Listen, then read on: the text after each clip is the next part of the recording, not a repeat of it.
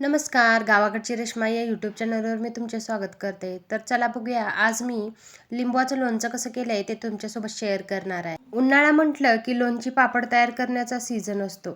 तर बघा, घरच्याच लिंबूला भरपूर असे लिंबू लागले होते. मग म्हटलं पिकलेल्या लिंबूचं आपण जसं क्रश टाईप लिंबूचं लोणचं, जाम टाईप लोणचं करतो तसं करूया आणि ते तुमच्यासोबतही मी शेअर करणार आहे. आणि तुम्हीही अशा प्रकारचं लोणचं नक्की ट्राय करा आणि त्यासाठी हा व्हिडिओ शेवटपर्यंत बघा. व्हिडिओ आवडला तर व्हिडिओला लाईक करा, चॅनलवर नवीन असाल तर चॅनलला सबस्क्राईब करा. किमान 20 ते 25 लिंबं असतील. ती स्वच्छ पाण्याने म्हणजे मिठाच्या पाण्याने स्वच्छ धुवून घेतली. आणि बघा, अशी पातळ साल असलेली पिकलेली लिंबं असतील तर त्याचं लोणचं खूप छान होतं. तर त्यानंतर बघा, एका फडक्यावर हे लिंबू ओतून त्यावरील पाणी असं पुसून घेतलं. म्हणजे सुकलेल्या अशा लिंबाचं लोणचं अगदी वर्षभर राहतं. त्यासाठी लिंबं अशी सुकवून घ्यायची, म्हणजे लिंबामध्ये कशाही प्रकारचं पाणी राहिलं नाही पाहिजे. अगदी बिना पाण्याचं हे लिंबाचं लोणचं आपल्याला तयार करायचं आहे. त्यासाठी बघा, लिंबं अशी फडक्याने पुसून घेतली. सर्व लिंबू पुसून झाल्यानंतर 30 लिंबं अशी एका भांड्यामध्ये काढून घेतली. जर तुम्हाला लवकर लिंबाचं लोणचं करायचं असेल तर तुम्ही अशा प्रकारे सर्व लिंबू पुसून घ्या.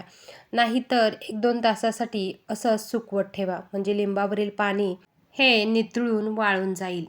त्यानंतर बघा, एका ताटामध्ये अशी लिंबाचे 4 भाग करून घेतले, म्हणजे त्यामधील बियाही काढून घेतल्या. तुम्ही जर डायरेक्ट किचन कट्ट्यावर किंवा कोणत्याही भांड्यामध्ये जर हे लिंबाचे काप केले तर त्यामधून गळणारा रस आणि त्याचे डाग फरशीवर किंवा कट्ट्यावर पडतात. त्यासाठी लिंबू चिरताना त्यामधील निघणारा रस हा कट्ट्यावर किंवा फरशीवर पडणार नाही, यासाठी आपल्याला एक असं खोलगट असं ताट घ्यायचं आहे, म्हणजे त्यामधून रस फरशीवर किंवा किचन ओट्यावर पडणार नाही. त्यानंतर बघा, अशा प्रकारे मी लिंबाचे 4 भाग करून घेतले.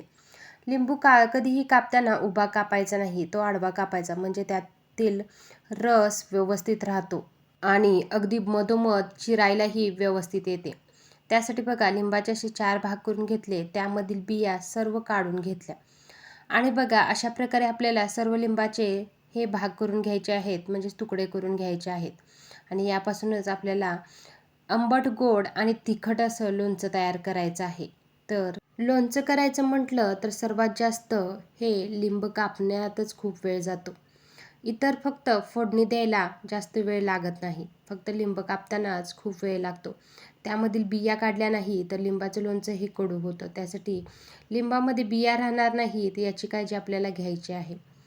तर बघा, अशा प्रकारे मी सर्व लिंब अशी 4 तुकडे करून व्यवस्थित असे कापून घेतले.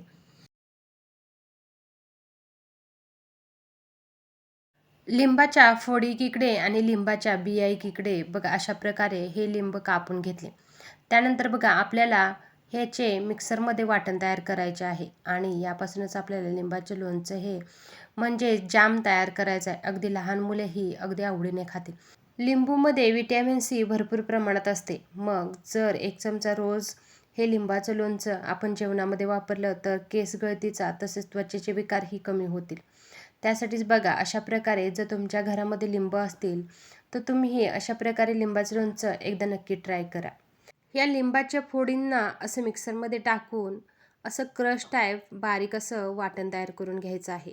जास्त बारीकही करायचं नाही, जसे की पेस्ट असते तसं पेस्ट तयार करायची नाही. जाडभरडं असं आपल्याला मिक्सरमध्ये ह्याचं वाटण तयार करून घ्यायचं आहे. त्यानंतर बघा, हे वाटण आपल्याला कढईमध्ये काढून घ्यायचं आहे.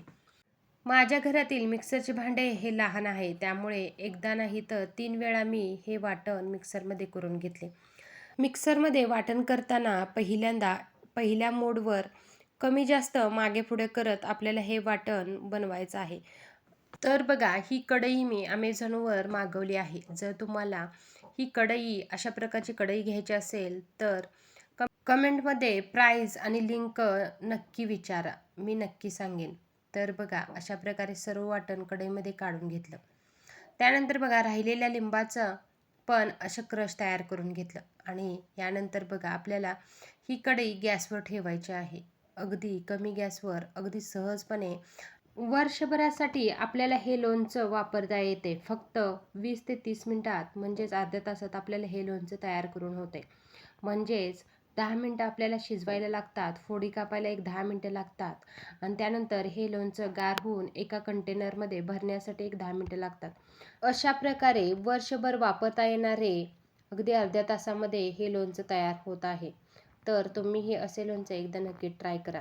तर बघा, अशा प्रकारे सर्व लिंबांच्या फोडींचं मिक्सरमध्ये अशा प्रकारे क्रश तयार करून घेतला.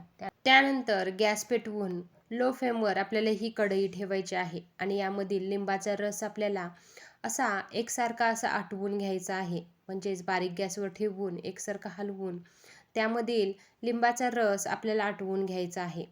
त्यानंतर बघा, बारीक गॅसवरच ही सर्व आपल्याला प्रोसेस करायची आहे. नाहीतर कढईला हा लिंबाचा रस चिकटून राहील आणि करपल्यासारखा होईल. त्यासाठी बघा, एकसारखं आपल्याला हे हलवून घ्यायचं आहे. त्यानंतर बघा, आपल्याला लिंबाचं लोणचं तयार करण्यासाठी जेवढा आपण लिंबाचा क्रश तयार केला आहे तेवढीच साखर आपल्याला यूज करायची आहे. आणि जर तुम्हाला गोड असं जास्त गोड पाहिजे असेल तर तुम्ही जरा जास्त म्हणजे 1 वाटी जादा असं तुम्ही साखर वापरू शकता. माझी 2 वाटी एवढं लिंबाचं क्रश तयार झालं होतं. मग त्यासाठी मी 1.5 वाटी साखर वापरली आहे. जर तुम्हाला साखर वापरायची नसेल तर तेवढंच गूळ तुम्हाला वापरायचं आहे. गुळानेही लिंबाचं लोणचं असं छान असं होतं. पण मी यामध्ये साखर वापरली आहे आणि त्यासाठी चव येण्यासाठी मी त्याच्यामध्ये 1 चमचा मीठ असं घातलं आहे. मिठानेही लिंबाच्या लोणच्याला एक वेगळीच चव येते. मिठामुळे ते अगदी चविष्ट होते, म्हणून आपल्याला 1 चमचा असं मीठ घालायचं आहे. त्यानंतर बघा, साखर अशी आपल्याला त्यामध्ये विरघळून घ्यायची आहे. त्यासाठी आपल्याला हे एकसारखं असं मिश्रण हलवून घ्यायचं आहे. फक्त कढईला लागणार नाही याची काळजी घ्यायची आहे. ही सर्व प्रोसेस आपल्याला बारीक गॅसवर म्हणजेच मिडियम गॅसवर आपल्याला ही प्रोसेस करायची आहे. तर तुम्ही पाहू शकता, मी जी ही कढई घेतली आहे ती माझ्या लाडक्या बहिणीचे पैसे साठले होते त्यातूनच घेतलेली आहे.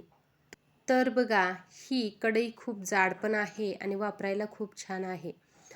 तर मी तर पहिल्यांदाच अशी कढई वापरत आहे, कारण माझ्याकडे लोखंडी आणि जर्मलच्या कढई होत्या.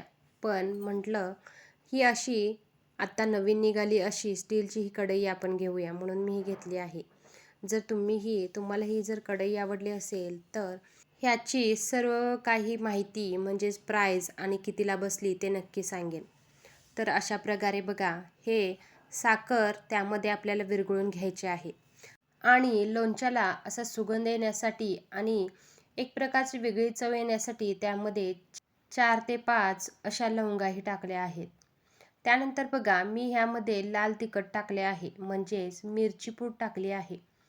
तसं तर पाहायला गेलं तर बेडगी मिरचीची लाल पूड जर आपण यामध्ये वापरली तर या लोणच्याला कलर हा खूप छान येतो आणि चवीलाही खूप छान लागते. अशा प्रकारे गोड, तिखट, आंबट असं लोणचं आपल्याला लिंबाचं तयार करून घ्यायचं आहे. त्यासाठी हे सर्व आपल्याला एकसारखं हलवून घ्यायचं आहे आणि यासाठी कोणत्याही प्रकारचा पाक करायचा नाही किंवा पाकामध्ये आपल्याला हे लिंब घालायचे नाही. त्यानंतर बघा, एक 10 ते 15 मिनिटासाठी आपल्याला हे असं वाफलून घ्यायचं आहे. म्हणजे जर लिंबाच्या वरच्या साली जरा कठीण असतात, त्या जर असतील त्या वाफवल्या जातात. त्यासाठी आपल्याला त्याच्यावर झाकण झाकून असं एक 10 ते 15 मिनिटासाठी वाफलून घ्यायचं आहे.